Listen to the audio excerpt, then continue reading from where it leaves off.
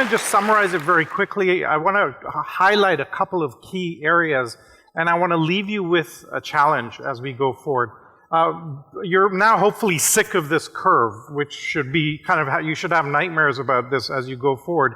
We are literally on the verge, as you look at the future of all of these technologies and the implications, shifting the world from scarcity to abundance, right? And that really entails a very, very different form of thinking.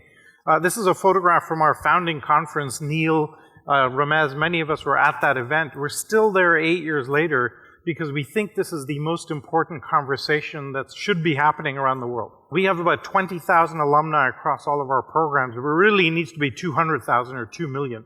After 8 years, if we've got 20,000, we will not make it. We're not getting to enough people. So really, we hope you can help take this message forward. Teach people how to spot those doubling patterns and start building businesses, organizations, NGOs, et cetera, et cetera.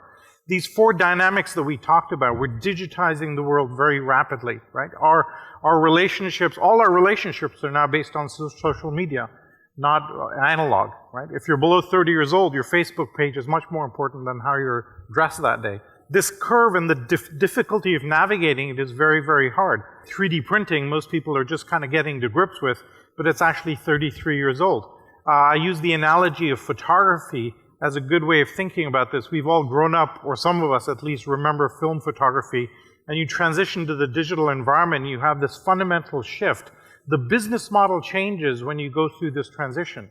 And hopefully you can see there's not a single industry that we can spot that is not ripe for disruption.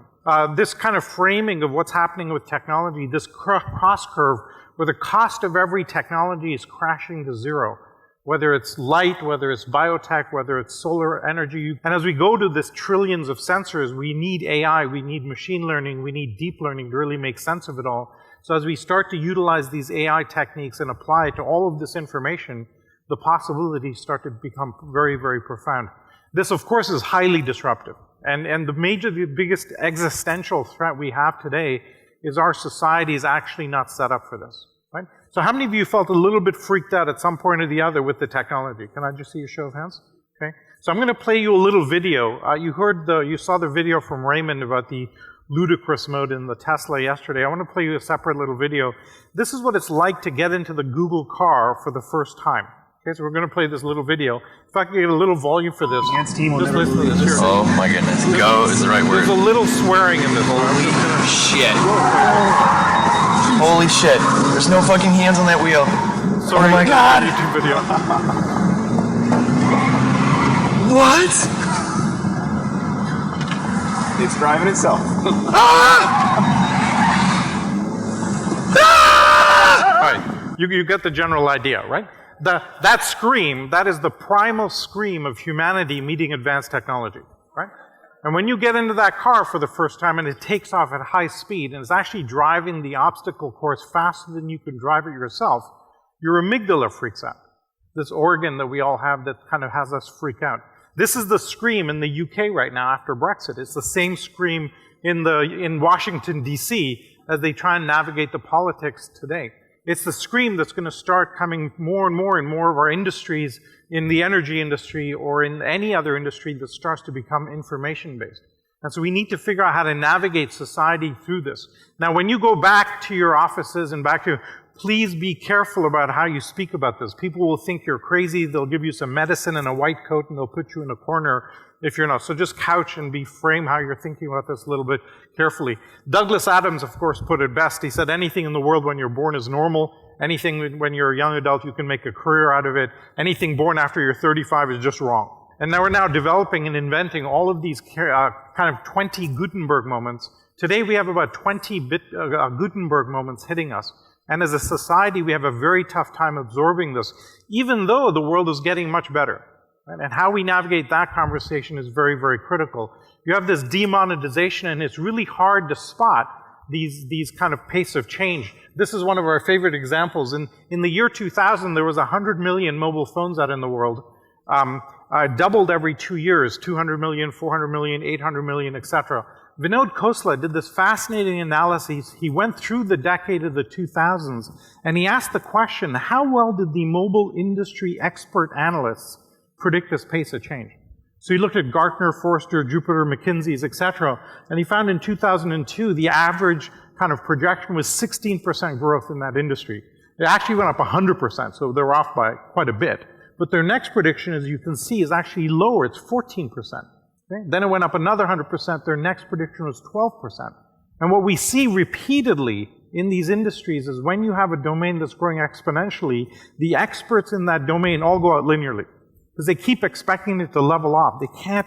In 2008, unable to spot 3 doubling patterns in a row, they predicted 10% growth. Then it went up another 100%.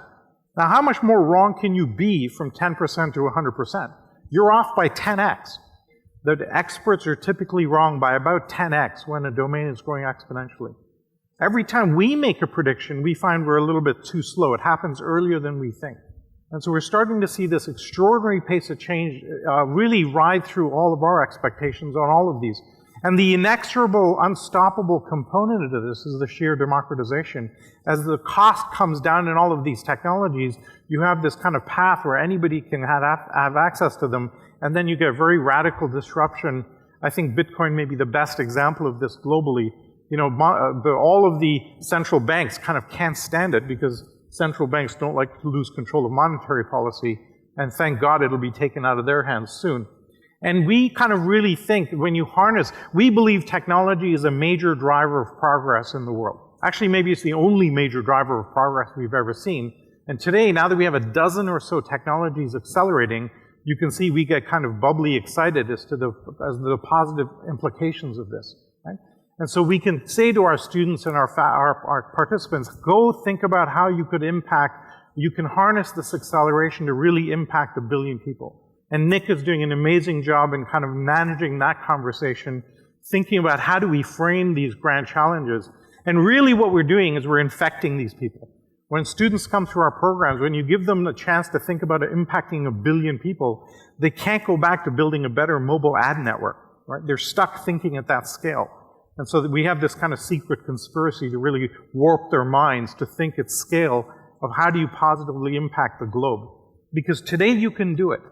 Google was built on a laptop by 2 guys, Facebook 1 guy, or 3, or however many. And so we have a really amazing opportunity for any individual to pick up these technologies and go do dramatic things. It only comes down to mindset. Typically you needed money, you needed capital, and you needed people, right? Capital is now very low. You don't need a lot of capital. The $20 million startup that you had to build in Silicon Valley in the 90s or the 2000s is now $50,000. You don't need a lot of capital. People, you have a ton of, right? So now it only comes down to the idea and the execution and the gumption to actually do it and not be scared to fail. Something interesting about Silicon Valley, why it's successful, is anywhere else where if I build a company and the company fails, I'm a failure. In Silicon Valley, we call it experience. Right? I have a friend there who on his 7th consecutive startup, and the numbers 1 through 6 were all a miserable failure. Number 7 is a $1 billion company. And I was researching this for the book, and I asked some of the VCs in Silicon Valley who invested in him in attempts number 4, 5, 6. He failed 4 times in a row. Why would you invest in him on attempt number 5? And the answer was very, very unique to Silicon Valley. They said, you know, when you look at that guy, one thing we know about him, he will never stop. He's just going to keep plugging away, and at some point he's going to hit the pot of gold, and we want to be there when he's there. And so they kept funding him, and sure enough, at number 7, he finally cracked it. And because it's like playing the piano. The first time a child plays the piano, we don't say, you're terrible, stop doing that. We say, go keep playing, keep practicing. But when an entrepreneur starts a company and they fail, we say, don't ever build another company, go get a proper job. Right? What we should be saying is, don't stop, just keep going, and we will figure it out. And that's the mentality that we want to create. And when you're taking a big whack at something, it also implies a big risk. But the harnessing of these accelerating technologies and the positive implications today are so profound that we think this is where the future is. That's completely where the future is. Here's one of our alumni. This guy is taking tree seedlings and wrapping it in a hydrogel and shooting them down from drones. This one kind of capability can plant 1 billion trees a year. Of course, the FAA won't let him do it. That's a separate issue. Then we get the regulatory issues and how do you deal with the civic issues and so on. But this is possible today. I'll give you another example closer to home here. One of the biggest problems in the world, India today, is Africa, is malaria. Right? Hundreds of millions of people are dying of malaria. And today the way you detect malaria is you get a blood sample in a microscope. You literally count up how many malaria parasites there are in a blood sample. And of course, in developing environments, you don't do that very often and the disease spreads. One of our alumni, Miguel Arroz, you can see he's a bit crazy there. We try and pick the really crazy ones. Sees this and says, this makes no sense. Surely there's a better way of doing this. And he joined the World Health Organization after graduating, and this is how they were thinking about it. And he asked the people at the World Health Organization, there must be a better way of dealing with malaria. And thinking in their linear fashion, they said, well, we need more experts, more labs, more equipment. There's just no other way around it. And so he went off and thought about it and completely changed the paradigm. He came up with a website called Malaria Spot, where you can go to the website and literally play a first-person shooter game where you're given a blood sample and you try and shoot malaria things. So there's one problem. There's another one. You can see I've got 2 correct and 1 wrong in the sample. It turns out if 13 people play the same sample, you get to 100% accuracy, and now you don't need the malaria expert in the lab. And he did this experiment in 1 month. 7,000 people detected 250 million malaria parasites. And the cost, 0. Completely free. Right? So he's taken this, what looks like a completely intractable problem, applied a new way of thinking, the cost goes to 0. And this is becoming possible across all of these ways, just by requiring a mindset change. How many of you have heard of Jack Andreka? Okay? So Jack, a few years ago, was 14 years old. His uncle dies of pancreatic cancer. And he gets very upset. Why did he have to die, et cetera, et cetera. Well, it turns out in pancreatic cancer, we mostly detect it in stage 4, and then you have like 98% mortality. We have early stage detection for breast cancer, skin cancer, and a few others, but not for pancreatic cancer. And he says, why do we not have an early stage test for pancreatic cancer? And it turns out researchers just haven't found one. So having a very personal kind of issue with this, he starts researching this. He downloads a bunch of clinical trials from Google, starts running machine learning algorithms against it, and he finds a biomarker, a protein that might detect pancreatic cancer. His next question is, can I detect that biomarker early? So he does a bunch more Google searches, and it turns out carbon nanotubes are really good at detecting that biomarker, or so he thinks. So he writes a 5-page thesis around this, sends it to the top 200 cancer researchers across the US, and says, I have this hypothesis. It'll take about 4 months in your labs. Can I get 4 months of lab space to try this out? The vast majority of these lab guys look at this and go, he's 14. He's not a medical doctor. He doesn't have a degree. He can't possibly understand what he's talking about. They drop it in the bin. Right? I probably would have done, most of us would probably have done the same thing. One of them, Johns Hopkins University, because he lived nearby, said, you know what, he's showing some interesting initiative, bring him in. They said to one of their researchers, talk to him, give him a coffee cup with the logo on it, send him on his way, but at least talk to him, et cetera, et cetera. So the researcher brings him in, they chat with him for a little while, they realize, this kid's actually thought about this quite a bit. They gave him 4 months of lab space, and it turns out he's correct. This 14-year-old kid has single-handedly shifted pancreatic cancer from 98% mortality to 98% survival, and he did it by searching Google. This is the world we're living into. We should be finding all of these kids and just turning the world over to them. They will figure it out. We are the problem. And in India, with the kind of Jagad thinking that we have here and all of the possibilities, the potential is unlimited. And so fascinating to see what's possible here. There's his Wikipedia entry. Investor, scientist, cancer researcher, born 1997, right? It's really embarrassing if you're a cancer researcher today to look at this, right? How do you look at yourself in the mirror? You're all familiar with the Gartner hype cycle, right? Kind of the technologies go up, we have this trough of disillusionment, and then we kind of wonder where things are going to go off, et cetera, et cetera. We are facing a critical juncture in the world today of how do we shift all of our systems from this scarcity model to this abundance model. And I've used this thing, and I think we have a hype cycle of civilization. I think Western civilization has kind of popped up and we're kind of over the hype cycle, and we have to figure out how to shift all of our systems from the kind of scarcity material-based mindset into this abundance digital-based mindset that we need to get to. We think it's about a 20-25 year of a fair amount of chaos, actual existential threat. And our view is that we better create new leaders and new projects that really demonstrate this future. And we think our job as leaders is how do you shrink the amplitude and the wavelength of that curve? Because we could be facing another kind of dark ages type of period where civilization collapses and we go for a long time without figuring out how do we get out of it. But if you can set up the systems that we know will pop out the other end, let's start doing that so that when we kind of get people's mindset shifted enough, that's where we'll get to. Okay?